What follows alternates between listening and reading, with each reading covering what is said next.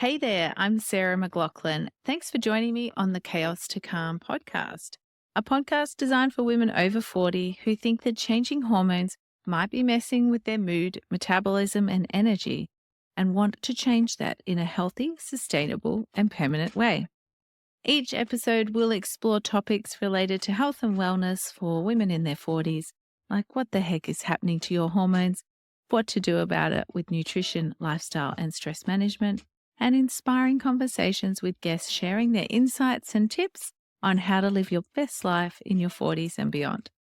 So if you're feeling like you're in the midst of a hormonal storm and don't want perimenopause to be horrific, then join me on Chaos to Calm as I share with you how to make it to menopause without it wrecking your relationships and life. Hello and welcome to the Chaos to Calm podcast, where we always discuss how to master the chaos of those changing hormones, mood, metabolism, energy in your 40s. I'm Sarah, the Perimenopause Naturopath, your host, welcoming you to episode number 17.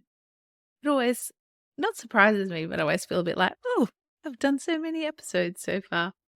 So welcome to this episode. We are going to be talking all about the thyroid today. So this episode and the next episode are all about your thyroid. And we are going to unlock the secrets of your metabolic powerhouse. Doesn't that sound intriguing? Really, what it is I'm going to talk to you about the thyroid, explain to you how it works, about your thyroid hormones and how to test it. And next time we will talk about the interplay between your thyroid hormones and the fluctuations of perimenopause and menopause and how that can impact it. Because it's a big influencer on your overall health and well-being, and particularly weight. So let's just get into it, shall we? Let's talk about the thyroid. What is it? Do you even know where your thyroid is? So the thyroid is a butterfly-shaped gland in your neck. Sounds so lovely, doesn't it? So you can feel it in your throat, like just where your voice box is. It's just kind of hiding behind that. Ideally, well, this is really hard to do in a non-visual environment. But if you gently press around it, you can feel it. But you need to be really careful. I'll see if I can find a good image that shows you where it is so you can and try and feel it, and I'll pop it in the show notes. Great solution. Thanks, Sarah. Anyway, your thyroid, it's in your throat, and it makes some hormones that are essential for your energy and metabolism, and that is thyroxine, what we call T4 for short, and triiodothyronine, which is T3 for short. T3 and T4, much nicer, hey? So thyroid hormones, the T4 and T3. So T4 is the storage version of your thyroid hormone. It floats around in your bloodstream, waiting for your body to need it, and then it gets an iodine cleaved or cut off it, and it becomes T3. T3 is the active hormone that binds to your cells and essentially switches them on or tells them what to do and how fast to do it.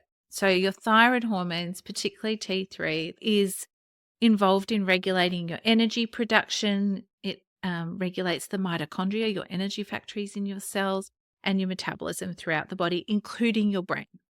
So when the thyroid function is impaired, whether it's slow or fast, your energy metabolism is changed, it can be compromised. If it's running at a slower rate, then you can get symptoms like fatigue and brain fog and other stuff like that. And additionally as well, your thyroid hormones have a direct impact on your neurotransmitters, on your brain compounds. So they influence your mood and emotional well-being as well. So they are really important, aren't they, to keep in balance? Hopefully you can see just how much they can change your experience of the world and how you feel as you're moving through the world. Now, through these hormones, your thyroid controls all of the processes of the body, all the ones related to sustaining your life, like converting food to energy and making sure that each and every one of your cells can do the job it was created for. So it really is like the really important organ in your body. I mean, your heart, it keeps you alive. Your lungs give you oxygen. They're all important in their own way. But this one influences each of your cells and tissues and organs every single day, moment by moment. So it decides how quickly or how slowly your body utilizes energy. Yeah, it's just really, really important. And for so many aspects of your health. So what can happen though is that there's many symptoms when your thyroid is off balance. And commonly those symptoms can be mistaken for being age related or other factors like, oh, you're in perimenopause, oh, you're a busy mum, or, you've got lots on your plate, you're working, doing kids, blah, blah, blah. Hopefully by now in episode 17, you know what I'm going to say there, in that they might be common, but they are not normal and they should not be written off. Okay, sometimes, yes, those things might be related to just being too busy, but always they'll have an impact on your thyroid and other aspects of your health there as well. So it's really important not just write those, anything that you're feeling. So weight gain, it's one of the most common problems my clients come to me for. Yes, it's true, but it's rarely the first sign of a thyroid going haywire. So let's have a look at the symptoms of hypothyroid dysfunction, so slow thyroid function. So when your thyroid is running slow, for want of a better description, some of the common symptoms are fatigue, brain fog, low motivation, less stress resilience, like lowered capacity to handle stress. So you'd feel quite overwhelmed quite quickly or not able to think through what to do. Sluggish bowels, you might find yourself more constipated, depressed, like low mood, thin hair, maybe more of your hair is falling out than it used to. Your skin might feel dry, might get some joint pain or stiffness there, and more general aches and pains. Your period might get heavier, your iron levels can get lower. This one's harder for you to just know, but you might be more likely to get insulin resistance in a hypothyroid state, or high cholesterol. So your cholesterol can go out of range. That's something I see a lot with my clients with the imbalanced thyroid. You might find yourself having more hot flushes and feeling intolerant to hot, like extremes of hot and cold, and things like a lack of sleep. That kind of does fall under less stress tolerance there. So I wonder, do any of those sound familiar to you? There is a big overlap between thyroid symptoms and hormone fluctuations, the symptoms of perimenopause. So yes, it's true that there is a lot of overlap, but it's good to work out what the cause is and do some testing. And we will talk about that later on today, about how to test your thyroid and the best ranges for that as well, so that you can understand what's going on. So we've talked about hypothyroid symptoms, the most common ones there of a slow thyroid. Let's talk about what happens when your thyroid is upregulated or running fast, a hyperthyroid state. So some of the symptoms, the most common ones with regard to a hypothyroid, is increased heart rate. So you might experience a rapid heartbeat, or it might be irregular palpitations, or even like a sensation of your heart pounding, like it's going to pound out of your chest. You can feel really anxious and nervous, really like wired, or, really restless or irritable, have trouble concentrating because you're, almost in that hypervigilance state if you've ever been really stressed or really frightened and responding to a stressor. Now, with a hypothyroid, you can have unexplained weight loss. You might have your normal or even an increased appetite and be eating more. You have unintentional weight loss. I want to say, though, as well, that in a hypothyroid state, you do not necessarily always lose weight. You can either stay the same, or some women do gain weight, even in a hypothyroid state.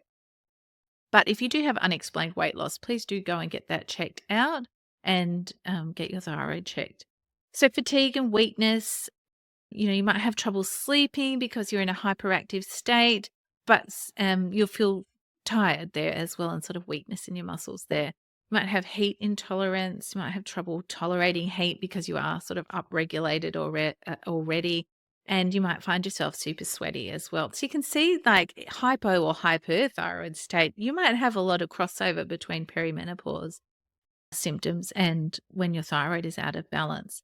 And that's why, I always like to do a thorough checking of blood in the blood tests of my client's thyroid so that we can decide whether it is perimenopause or if there is something out of balance with the thyroid there. So other things for hypothyroid, tremors, trembling, like shaky. You might find that you have looser bowel motions or diarrhea even. I mentioned muscle weakness, that you might feel like your muscles are really weak or tired. And changes in your cycle as well. So you can experience lighter or irregular periods, but sometimes it could be heavier or more frequent. So it's a little hit and miss there. You might have a change in your appetite. It could increase in a hypothyroid state, but it can also decrease because, depending on how stressful it feels on your body. Now, in hyperthyroidism, you might get an enlarged thyroid known as a goiter, and that can cause visible swelling in your neck. And that's when you'll really easily be able to feel your thyroid in your neck if you gently palpate. And sometimes you can even see like a rounding or swelling there as well. So if I wonder, do you feel any of those symptoms? Hypothyroid is less common in my experience than hypothyroid, but as I said, I do work a lot in weight loss, and so that I'm probably seeing people more with weight gain than weight loss. But it's really important, if you're feeling any of these symptoms, don't just dismiss them as being perimenopause or aging. Please do go and get them checked out. Now, when I say checked out, let's talk about that. Nice segue there, Sarah. Thanks. So often, people tell me, oh yeah, I had my thyroid checked and it was normal. I say, okay, normal. So normal in the Western medicine world doesn't represent optimal. Just going to say that. And it also often isn't comprehensive. So usually, because of the way Medicare is set up in Australia, and you will only have one hormone tested, and that is your thyroid stimulating hormone. That is the one that comes from your brain, from the hypothalamus and pituitary gland to the thyroid to tell it to wake up and get going. Now, this can be, it's really a brain hormone. It's not actually even a thyroid hormone, but it's what your brain produces to stimulate the thyroid to do its job. So it can give us a warning of uncontrolled thyroid disease. It doesn't pick up every case because it can be slow to change. And also the ranges, the normal lab ranges, well, they're very broad, so you can be feeling really crappy even if you're in the normal range. So ideally, I like TSH to sit between 1 and 2, but some lab ranges will let that go up to 5 before your GP will want to do anything about it or talk about medication, because that's essentially the tool that they've got is medication. Whereas from a naturopathic perspective, we've got acres of land in there that we can do some stuff with food and herbs and nutritional medicine to help try and get your thyroid back into balance. And that's the advantage of using holistic healthcare, is that we can do preventative care. We don't have to wait until there's a dysfunction to take action. So that's the problem with normal testing or GP testing, is it tends to only do one aspect. What I like to test, and to give a true understanding of your thyroid, we really need to know, yes, your TSH. So if it's low, it's going to indicate an overactive or hyperthyroid. And if it is high, it's going to tell us there is a hypothyroid situation happening there. But we want to know your free T4. We want to know how much of those actual thyroid hormones are circulating. And we want to know your T3, your free T3 as well.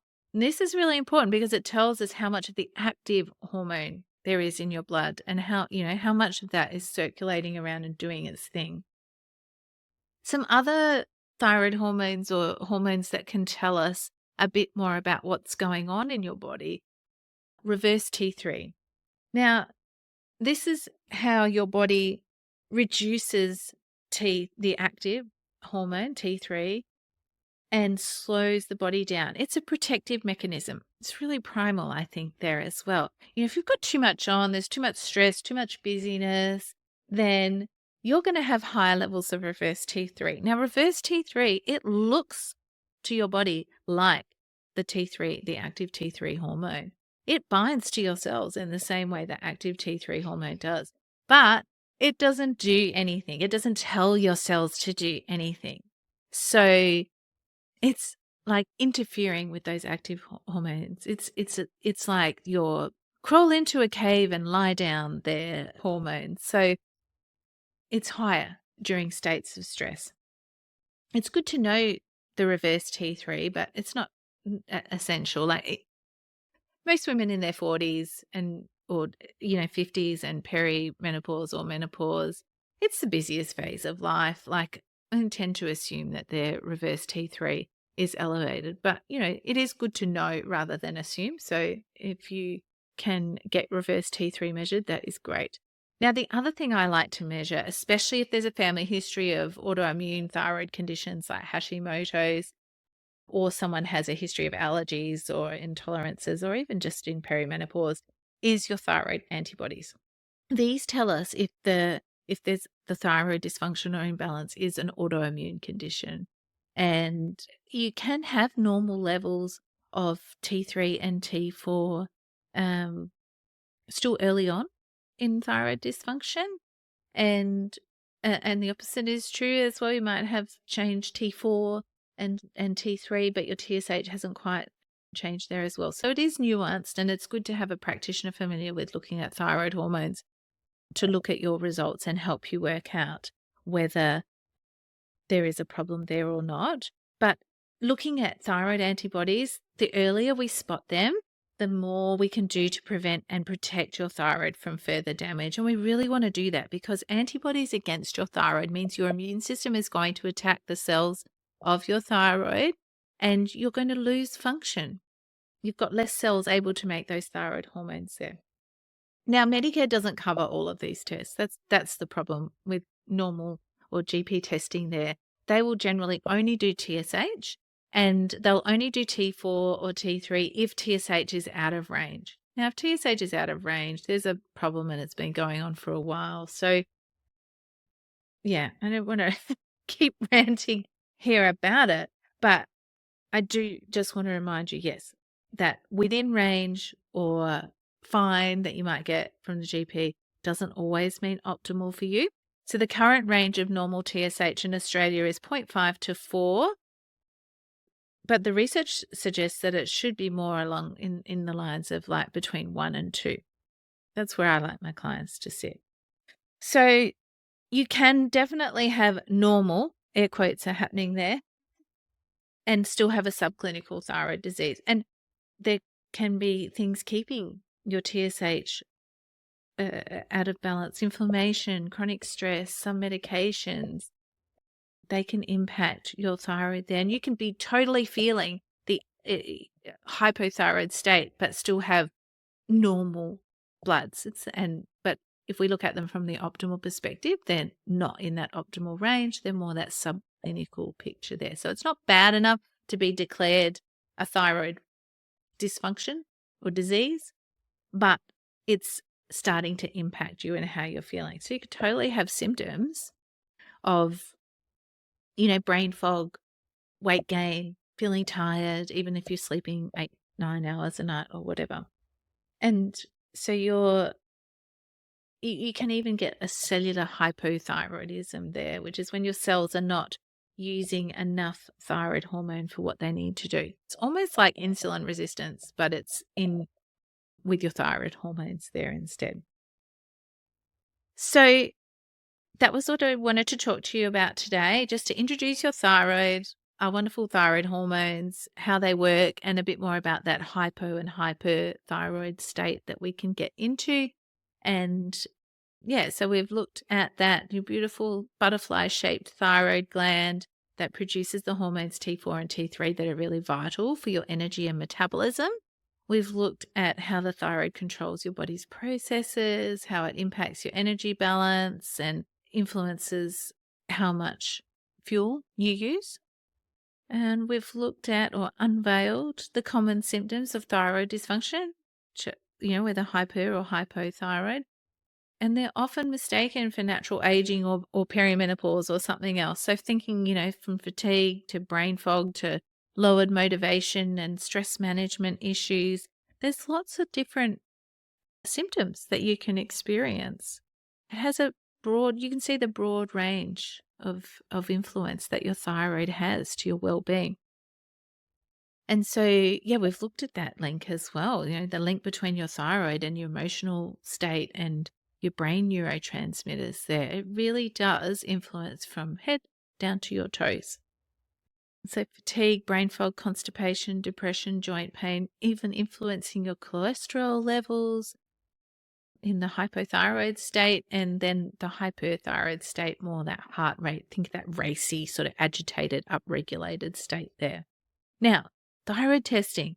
I've talked about the limitations of standard testing today, and I really hope you understand that we need a fuller picture than what you can normally get with Medicare. And you can work with a natural health professional to get additional testing done, or you can request your GP to refer them and pay the difference yourself there. So, but we really want to look at TSH, T4, T3, reverse T3, your thyroid antibodies to get that really complete picture of what's happening with your thyroid. And then if we need to, we can take it further and look at some nutrients like iodine and things like that.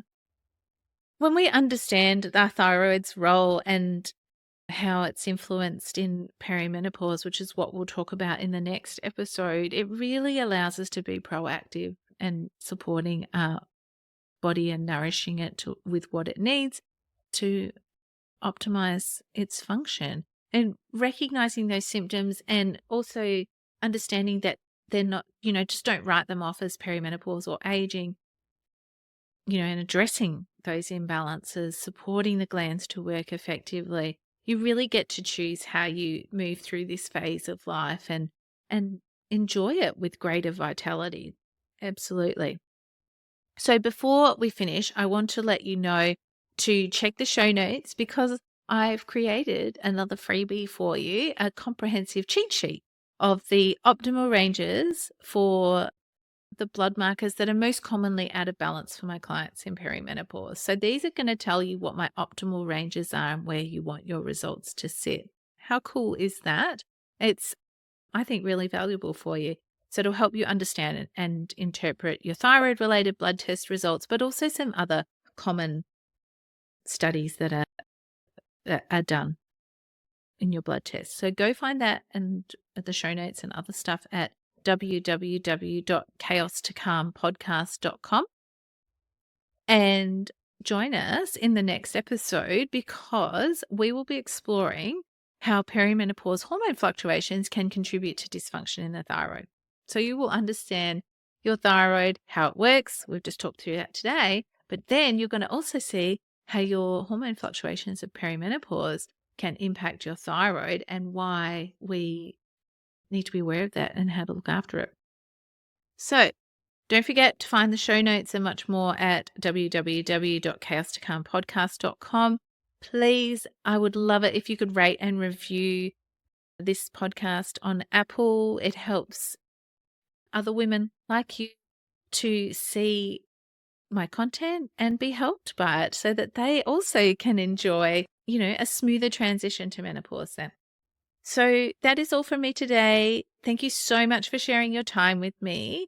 And until our next podcast episode, please remember it is possible to master the chaos of changing hormones, mood, metabolism, and energy, and make it to menopause without it wrecking your life and relationships.